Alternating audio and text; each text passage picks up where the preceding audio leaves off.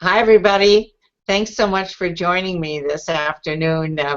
We've had a great day so far. We were at Western Michigan University this morning and at my alma mater, Michigan State, this afternoon. And we're also tomorrow going to be at Wayne State and then at University of Michigan. And in between time, we get to talk to all of you. So we want to talk to everybody from all over the state about our efforts and hear from you about what you think is most important as it relates to bringing down the cost of college. And let me just start by saying that when I was in high school, I grew up in Clare, and in the middle of the state, northern Michigan, the north central part of the state.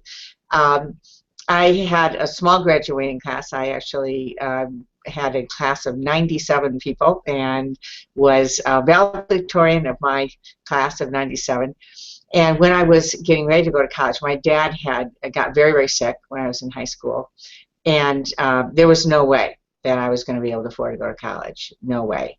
I'm oldest. I have two brothers, and my folks really wanted me to be able to go, but there was no way we could afford it. And at that time, there was a tuition and fee scholarship available for me because of my grades and because of our income situation. And I was able to go to school for 4 years with my tuition and fees paid. And then I worked on campus. I was an RA in Hubbard Hall for 2 years and worked in a lot of different ways as well.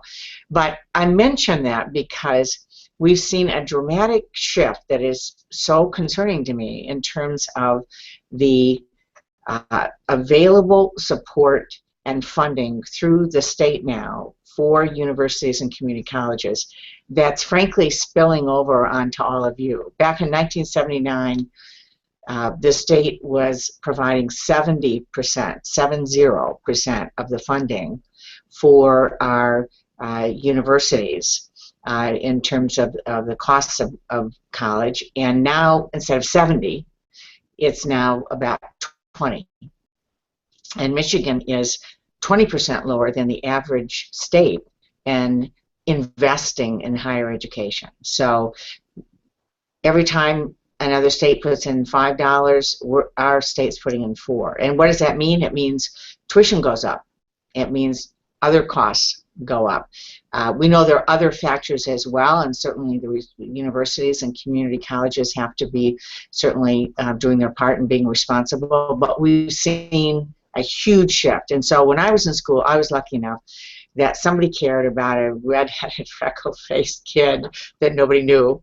And as a result of that, I was able to go to college and then work really, really hard, and I took out debt to be able to get my master's degree, but it was nowhere near what so many of you are having to do now. So this is a huge deal, and as you know, the second largest debt right now, consumer debt, is student loan debt, over $1.3 trillion. So this is way beyond anything acceptable. And it's got to change. It's got to change if folks are going to have a chance to get out of college and buy a house and start a family and start a business. It's got to change if we're going to make sure that everybody's got a fair shot to be in the middle class, and if we're going to compete globally in terms of the economy with enough people having the skills that we need going forward. So on 100 levels, it's got to change. And that's what the In the Red campaign is all about. So I want to hear from all of you. So I'm not going to give a long speech about the contents of In the Red. I want to respond to your questions. But we're basically doing three things. And we in the Senate Democrats, in the next couple of weeks, are rolling out legislation. We welcome Republicans to join us. That will do three things: lower the cost of student loans in terms of the interest. We are embracing what my good friend Elizabeth Warren has been advocating rightly for so long, to bring down the interest rates on student loans. Federal government should not be making money off the backs of students and student loans. So we bring down those interest rates. Second, we want to increase Pell Grants so that we are indexing Pell Grants for inflation. which over the next few years means about a $1,300 increase in Pell Grants, which is really important.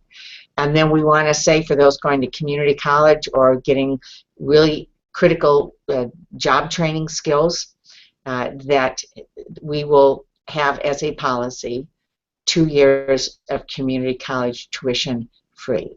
So those are the three things, and be happy to talk about them more specifically.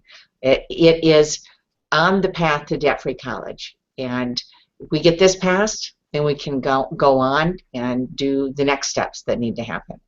I will also say that we're paying for this by closing loopholes of companies taking our jobs overseas, and other loopholes that everybody has agreed are unfair as it relates to folks that are finding ways not to pay their taxes because of various loopholes. So it's fully paid for.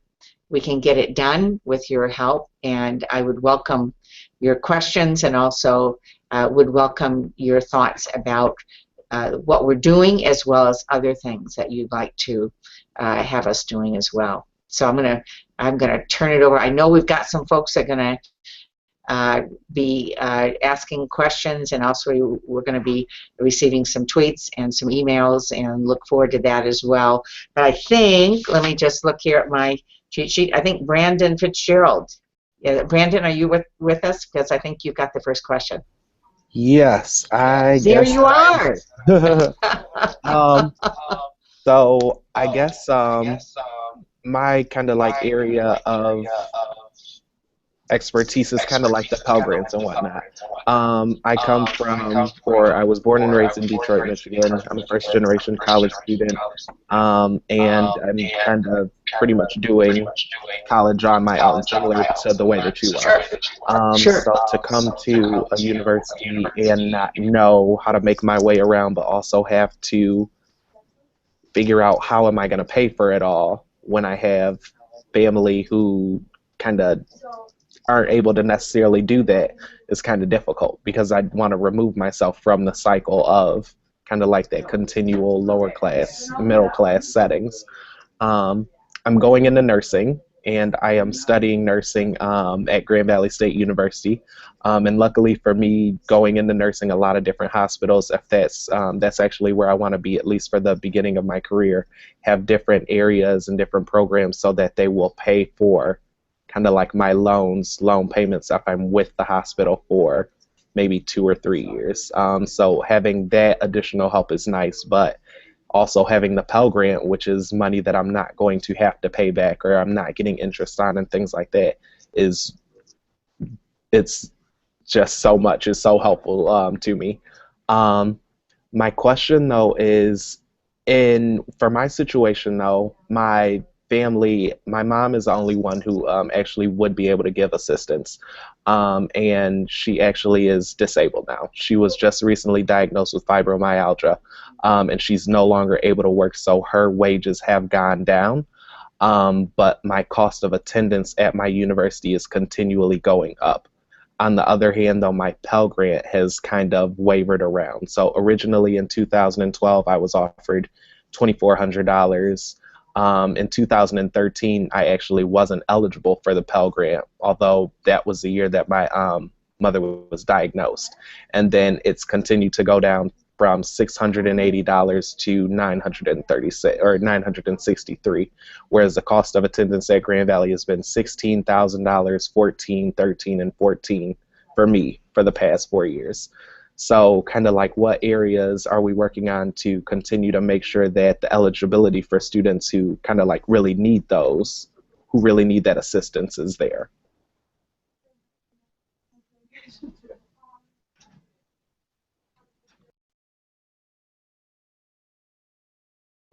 I think you may be on mute. I can't hear you. I'm so sorry. Oh, am I on mute?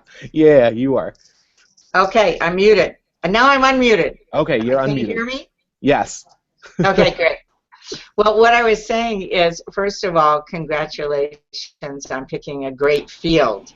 Thank you. And, you know, there'll be a lot of opportunities. I think anything in healthcare right now is a great choice, and certainly nursing is a terrific choice. My mom was a nurse for 42 years, and she's now almost 90 years old. But I told her there's such a demand in nursing. If she wanted to go back, she could make a lot of money. So, but she's not interested at this point. But it's really a great field. I'm surprised to hear you talk about the level of Pell Grant you're currently receiving, actually. And so, frankly, I'd love to talk to you more about that and have you give our office a call and see what's up. Because if your mom is disabled, I don't understand why you're not qualifying for a larger Pell Grant.